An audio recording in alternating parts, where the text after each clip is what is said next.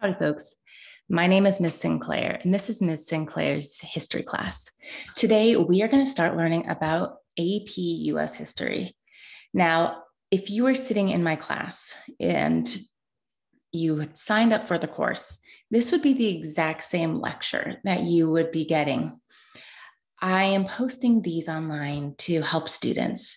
I know if you have an extended absence because of a family emergency or illness, or maybe just sports or extracurriculars, it's hard to catch up on what you miss. I also know that some of you might just be interested, or your school may not offer APUSH. That's all fine. I'm hoping that these videos can be a resource for you. So today we are going to be starting with Unit 1. Technically, it's Period 1. The College Board curriculum divides it up by time periods, 1491 to 1607. So I'm going to bring up my PowerPoint so you can take notes as you go along. I'm recording this via Zoom. I'm a high school teacher. I'm not a sophisticated video editor, so I apologize that this is not perhaps the most slick production, but it should get you the information that you need to be successful. So hold on just one second. All right, I'm back. Don't know how smooth that transition was. But as you can see, this is technically topic 1.2 of the AP course curriculum. And so a question to get you started, to get you thinking about what you already know. What do you know about the indigenous peoples prior to European contact? Do you know the names of any tribes? Do you know what they ate? Any diseases, any cultures or achievements, any of the civilizations? Anything about what life was like perhaps before the arrival of Columbus? So take a moment, think about that. What do you already know? So today, like I said, we're going to be learning about topic 1.2, the first Americans. So our objective, this is my goal for you today. You will be able to explain how and why various Native populations in the period before European contact interacted with the natural environment of North America. All right, so let's get started. We are going to go way back in time, way before the arrival of Columbus. The fact of the matter is, our first human beings didn't arrive into the Americas until about 13,000 BCE. And really, the arrival all the way down to like Argentina is going to be like 8,000 BCE.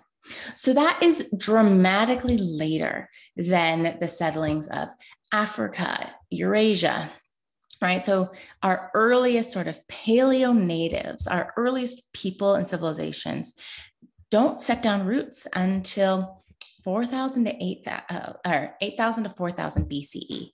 Now, quick note, BCE works backwards. So 8,000 BCE is further from us than 4,000 BCE. You're working your way towards zero. Then at zero, we start CE, the Common Era, and we start working our way up. So when we talk about indigenous peoples, what word should we use? This is a complex topic, frankly. It is a term that you're going to find different indigenous peoples having preferences. Some will just say like, hey, I'm an Indian. Like that's the word that's commonly used. Some people find that very offensive. You'll hear the term First Nations used, indigenous peoples, Amerindians, Native Americans, American Indian, right? These are all terms that you will hear people use. A lot of times historians will try to specifically use tribe names, but you will hear me using all of these terms throughout the recordings. And that's in part because the College Board doesn't really specify one in particular. So let's talk about some of our Indian societies in Central and South America. I'm going through these very quickly because Unit 1 of the AP test tends to be about 3 questions. right? We're talking 3 multiple choice questions here. So it is doubtful that you will get a question about the Mayans or the Incas, although these topics are fascinating. And if you want to go into more depth, I would really recommend taking AP World History. But we see that throughout Central and South America, that these civilizations and communities are highly interconnected, right? We tend to think like, oh, they're so isolated. Sure. In comparison to Afro-Eurasia, which was very interconnected, they'd been exchanging goods and people and ideas and diseases for thousands of years. Yeah, the Americas are isolated, but that doesn't mean they're isolated from each other.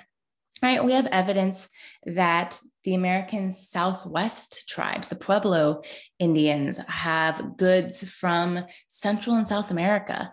So we have these extensive trade routes, especially throughout Central and South America. So the Maya people are found in the Yucatan Peninsula in southern Mexico. You will often see their pyramids. They were organized around city-states. We know that they had lots of scientific advancements, especially in terms of mathematics, calendars, tracking time. They had sophisticated social hierarchies. We see the evidence of the Maya, the Inca, and the Aztec having intricate road systems, irrigation, building these large pyramids, which is pretty astonishing when you consider that they had no useful mammals, right? If you want to carry something heavy, you can use a cow, you can use a horse to drag it. Heck, in India, they used elephants. You know what you don't have in America? Horses, cows, elephants. You know what you do have? Llamas. Llamas, which are pretty ornery and can't carry that much stuff. So the fact that they're building these momentous cities and pyramids, all with human labor and frankly without the wheel, like it's bananas. It is incredibly fascinating.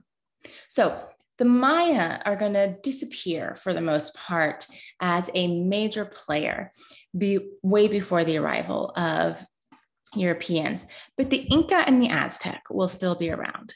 The Inca you will find predominantly in the Andes Mountains, so in South America. Think along South America's western coast. They're just going to hug that coastline. Their capital will be in Cusco, up in the mountains. Agriculturally, they will grow a lot of potatoes, quinoa, and they will build this extensive road and bridge system throughout the Andes. And then the Aztecs will be located in central Mexico. So Mexico City is built upon the old Aztec capital of Tenochtitlan. This is a major city, right? They had 250,000 people living in this city. This is as big as the largest cities in Europe. And frankly, it was better organized, better laid out than the European cities. I don't know if you've ever been to Rome recently, but you can see what's left of, or London, frankly, what's left of these medieval cities, which are just like rat warrens. The roads are narrow and they intersect, right? Tenochtitlan was planned out very clearly. It was easy to navigate. Their biggest thing in terms of agriculture that you need to know is maize, corn. All right, but we're going to be looking mostly at North America. This is US history, it makes sense. So how many North American tribes can you think of? Take like 10 seconds, just off the top of your head. Now, if you're like, I don't know, how am I supposed to know? That's why I'm taking a history class. You would be surprised at how many products in American culture have used the names of different indigenous tribes. Sometimes we might be like, hey, that's pretty cool. Sometimes you're like, really? Like Apache helicopters, Jeep Cherokee. You can think of a lot more than just those two. You can think of mascot team names. Now, these things aren't necessarily appropriate, but you probably know more tribes than you realize. You just haven't associated those terms with the actual people group, which is kind of sad. All right, let's talk about North America. in the Mississippi River Valley. So think about where the Mississippi River is. Now, if you are thinking, I have no idea, you need a map. If you're going to know US history, you need to know geography. I'm a geography teacher, first and foremost. Love me some maps. And it is going to be very difficult to understand the role of agriculture, industry, movement of peoples if you don't know the agriculture. All right, so think about the US briefly. You got West Coast, East Coast, you got Florida sticking down there like a little arm. You have the Michigan Mitt, up in the north. The Mississippi River connects from the Great Lakes all the way down to the Butte, that is Louisiana. And that whole area on either side of it is called the Mississippi River Valley. Rivers for most of world history would regularly flood. And so these river valleys are where the floodplain was. And when rivers flooded, they would carry all of the silt and rich nutrients from the river bottom to the surrounding land. And once the water receded, all of those nutrients were left in the land, meaning that that was really good farmland. You see this with our original river valley civilizations in world history. Think Mesopotamia, think Egypt, think Indus River. In the Mississippi River Valley, we have a couple significant civilizations. The first is Cahokia. Now, our North American indigenous peoples are going to be very less densely populated, right? You're not going to find a city of 250,000 people.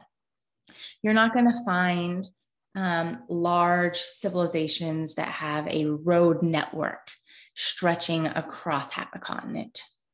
Instead, our indigenous peoples in North America tended to be smaller, less sophisticated, more diverse, right? So we have over 20 different language families and over 400 different languages. That doesn't even account for dialects and accents.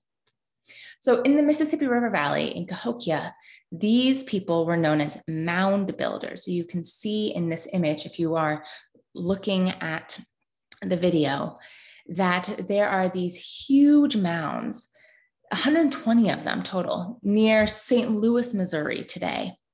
Now, we don't necessarily know a ton about these large mounds. We know that they're located in the city of Cahokia, which is about 6 square miles. We know that it had to do with their religious worship, that they were highly religious and worshiped the sun god, and that their chief was somehow related, either through a power dynamic or literally family relation.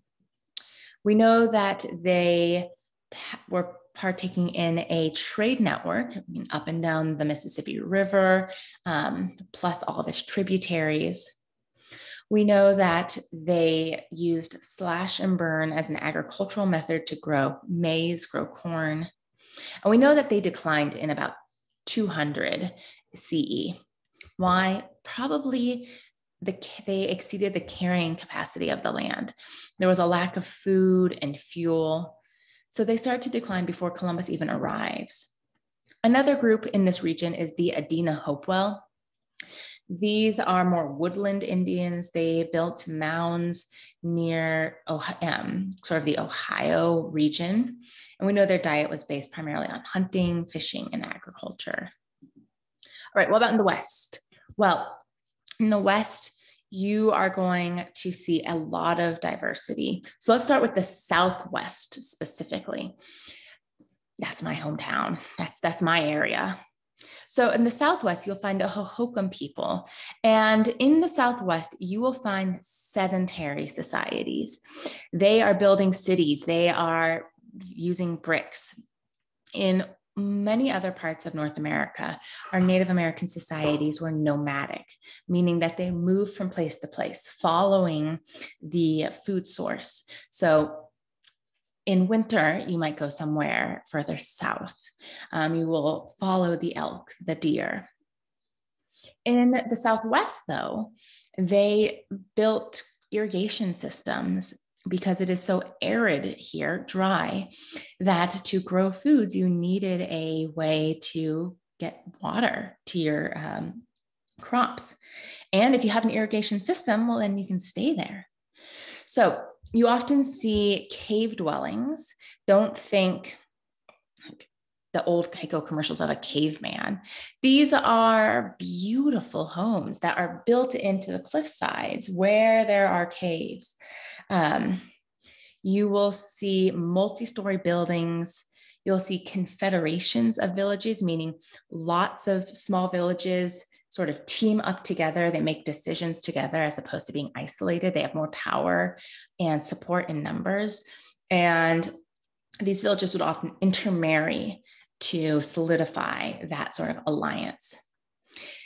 The Southwest, especially the Hohokam people specifically, are agriculturally based. You can still see the grinding stones where women would grind the corn to make food, tortillas, all kinds of things.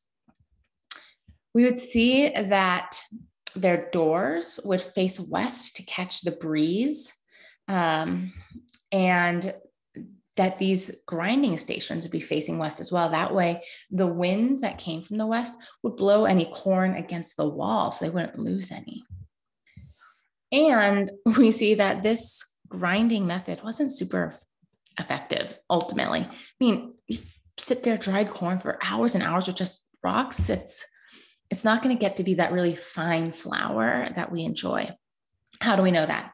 Well, when we look at the skeletal remains, archaeologists will see that they have almost no teeth. They've been ground down because what they're eating is so coarse that just grinds down the teeth throughout their life.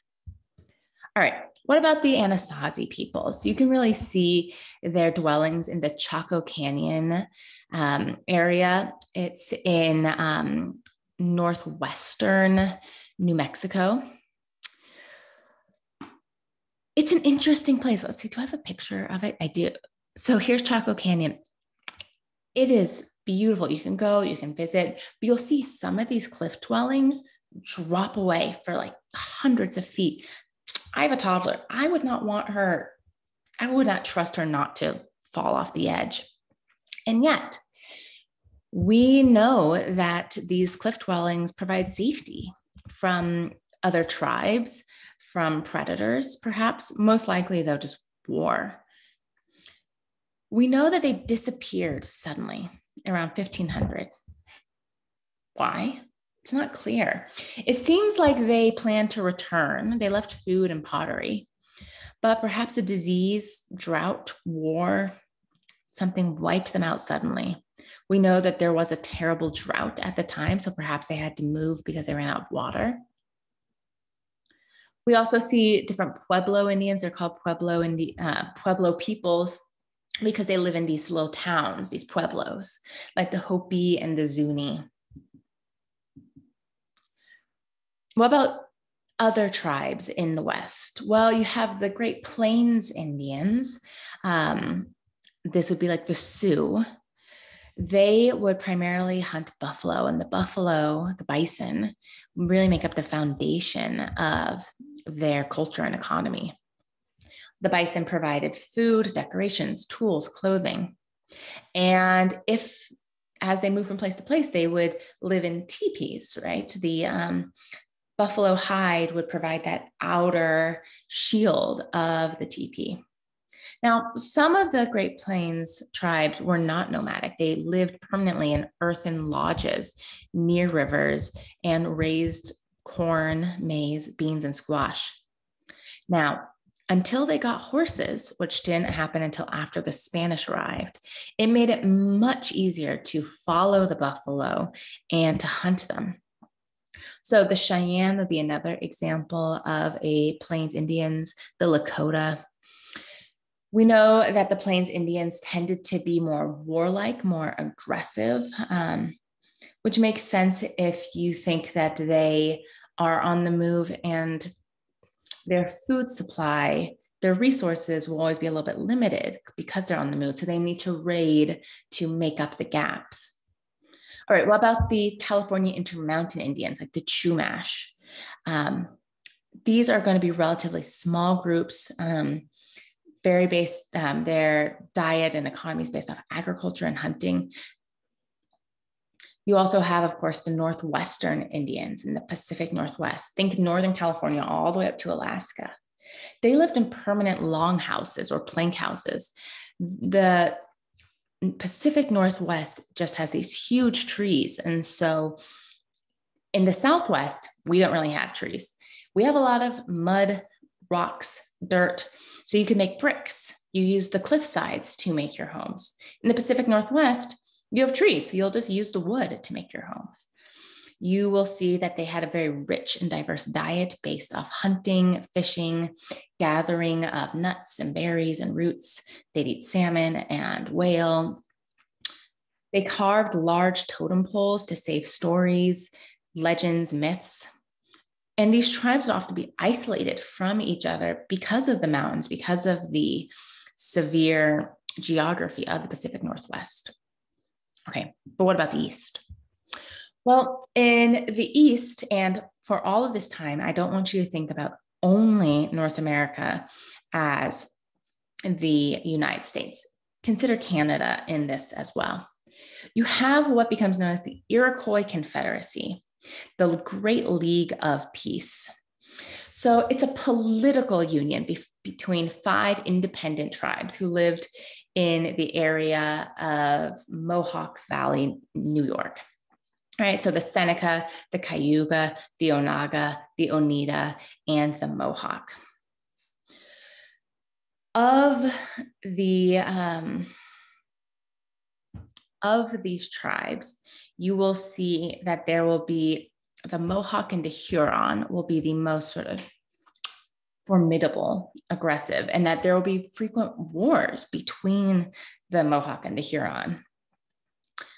We see that multiple families related to each other would live together in longhouses. In the American Southeast, you will have the Cherokee, the Chickasaw, the Choctaw. These would be often known as the Southeast Woodland Indians. This doesn't include the tribes like the Seminoles, who lived primarily in Florida, where the biome and geography is very different than, like, say, Georgia. All right, so without looking at your notes, here's a quick test. If you are taking notes or if you're just listening, see if you can identify a tribe and its characteristic from each of the following regions: the Northeast, the Great Plains, and the Southwest. Pause your audio or pause the video and think about it. Why am I doing this? Why am I pausing? Well, because so far it's just been a lot of me talking, right? It could be coming out of the speakers, through one ear and out the other without ever stopping in your brain.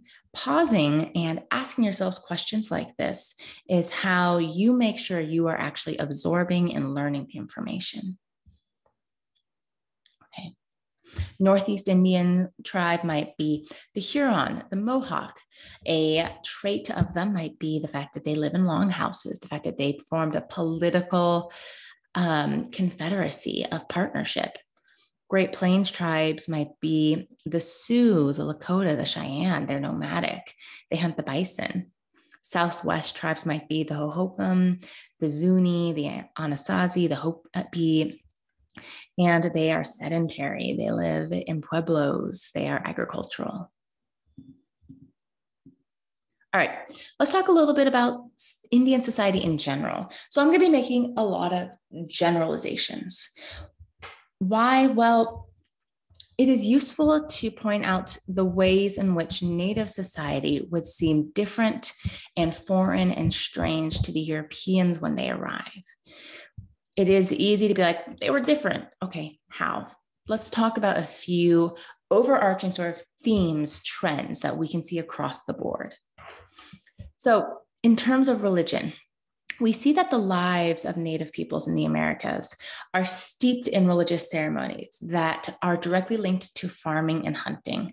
And these ceremonies often were aimed towards harnessing the aid of spiritual forces. So these tribes might be animists in the sense that they assume that different Inanimate objects have a spiritual power: the mountain, the moon, the ocean. In many of these tribes have very similar origin stories. Spiritual power is infused into the world and everything in it. Religious leaders held positions of respect or authority. You might hear them referred to as shamans, medicine men, etc. And there was no real sharp distinction between the natural and the supernatural, or the secular and the religious. What's an example of that today? Well, if you go to a normal average public high school, like one down the road, one run by the state, that is a secular school. It is not aimed to perform any religious instruction. It is not designed to teach you things about a religion to make you believe that religion more. Whereas if you go to a private Catholic school, that is a parochial school. Part of the goal of a Catholic school is to teach you how to be a good Catholic, how to live out your life in a way that aligns with Catholic beliefs. So for Native tribes, though, there was none of this like, oh, well, this is like, you do you with your religion. We're going to have our non-religious part of life over here. It's all intermixed. But to be fair, that's how it is in Europe as well at this time. You're not going to find people who are like, oh yeah, the Pope, not a fan. Well, sorry. By 1492, we are starting to get some criticisms of the Pope, right? It's 1517 where you got the Protestant Reformation. But you will find no separation between secular and religious life. Okay, what about land and property? Well, lots of different land systems existed. It would be incorrect to say that all of the Native American tribes basically lived in like communes where they all just shared together and no one had any private property. That's not accurate. However, the way that Native tribes conceived of property would be different than how Europeans was. So generally, leaders would assign plots of land to individual families for use in a season. Tribes might claim specific areas for hunting, and unclaimed land could be for anyone to use. Families owned the right to use the land, but not the land itself. So land was a common resource, not an economic commodity. And we see that tribes aren't really focused on wealth accumulation, especially if you're nomadic. If you have to move all of your stuff from place to place, you don't want a lot of stuff. Status mattered, though, and you showed your status through the sharing of goods. Generosity was highly valued. Rarely did people starve or experience inequality. And yet we still had distinct social distinctions. There was a strict social hierarchy. It's not like everyone was equal. What about gender relations? Well, we see that the understanding of gender relations for Native American tribes tended to be much more egalitarian than Europeans. Premarital sex was okay. It wasn't taboo at all. Women could divorce their husbands. We see that many Native tribes are matrilineal. That means you trace your family line through your mother. So let me give you an example. Europeans at this time, and still today, are very patrilineal, right? If you have the same last name as one of your parents, you probably have your father's last name. Kings handed down their crowns from father to son. And that's why you have shows like Jerry Springer or Murray or wherever, where it's like, and you're not the baby's daddy. Oh my gosh, blah, blah, blah. The DNA test comes back and you're not the father. Because there's always a little bit of question, right? Until we have DNA, there's a little bit of question. Am I the baby's father, right? The woman could have had sex with someone else and that other guy could have gotten her pregnant. Who knows? You know what you do know 100%? You know whose body you came out of, right? There's no question, is that your mom? Like 5 people will be like, yeah, I saw you exit her womb. I was there when you left her body. That's definitely your mom. And that's your grandma. And that's your great grandma. So it makes sense to trace your family line through the mother because there's no question about whose family you're part of in that way. That being said, most leaders in tribes are men, and yet women play important roles in religious ceremonies, and female elders in Indigenous communities help select the male leaders. Women could own private property, they owned dwellings and tools. And when you got married, the husband moved in to live with his wife's family. Women primarily did agricultural work, raising the beans, the corn, the squash, the tobaccos, while men primarily fished and hunted. The exception of this is in the Southwest, where men were the primary cultivators. We see this trend across the world, and sometimes people will be like, well, that's just sexist. Women are forced to stay at home, blah, blah, blah. It's just practical in a lot of ways. If you are breastfeeding, which is how you feed your baby until they have teeth, you can't go hunting, right? That baby's going to cry and scare off the deer. And if you have other little children who want to be close with their mom, it makes sense for you to stay at home because you got to put Billy down for the nap, and Jessica over here is still breastfeeding, right? It makes sense if you have small children or if you are actively pregnant to be close to home. All right, what about social and political structures? Well, we see that religion is viewed as a mysterious, awe-inspiring force. We see that there is similar political organization across the board. Decisions are made by consensus. You see that there's a sophisticated culture based off like gift giving. You manage the land through slash and burn. You have cooperative societies. If you want more about the indigenous peoples, especially their relationship with the Spaniards, I would totally recommend watching John Green's Crash Course, U.S. History, Natives and Spaniards.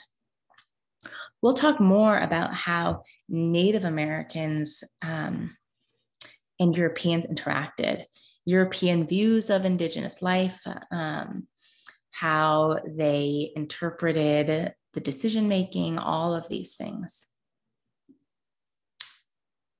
Okay.